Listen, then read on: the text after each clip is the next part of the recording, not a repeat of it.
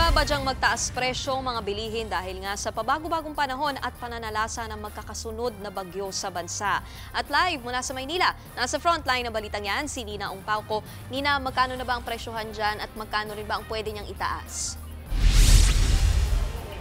Nikki, nag-inspeksyon nga ang Department of Agriculture sa dalawang pamilihan dito sa Maynila kung saan nag-price check sila ng mga presyo ng bilihin matapos ang pananalasa ng super bagyong Nando at paparating na ang paghagupit ng bagyong Opong sa bansa.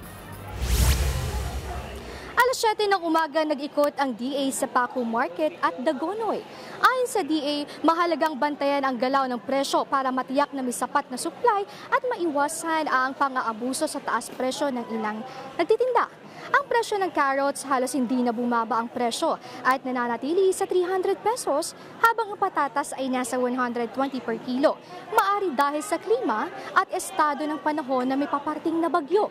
Habang ang presyo ng kamatis tumaas sa 200 pesos kada kilo. Ang presyuhan ng kamatis sa normal na season, ito ay nasa 60 pesos hanggang 80 pesos kada kilo lang.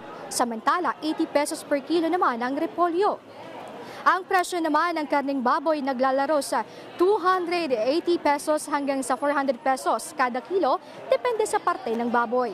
Dagdag ng Department of Agriculture, kailangan bantayan ang presyo ng mga bilihin para malaman kung magpapatupad ng price freeze. Narito ang pahayag ni Department of Agriculture Assistant Secretary Genevieve Guevara. Dahil nga po meron tayong calamity, ay gagawin po natin para po hindi naman masyadong maabuso yung paglalagay ng mga presyo, lalo na from the farm. But definitely we expect nga po na meron niyang pagtaas dahil nga po sa kasalukuyang panahon ngayon. Nikki, ngayon nga paparating ang bagyong Opong, aasahan natin ang pagtaas ng presyo ng mga bilihin dahil dulot yan sa bagyong Opong at dala ng ulan at pagbaha. Babantayan natin ang mga presyo ng bilihin at gayon din babantayan ang pamahalaan natin ang pagtaas ng mga bilihin dito sa Kamaynilaan, partikular sa mga pamilihan ng lungsod. Yan ang Express Report ni Nina Ungpauco.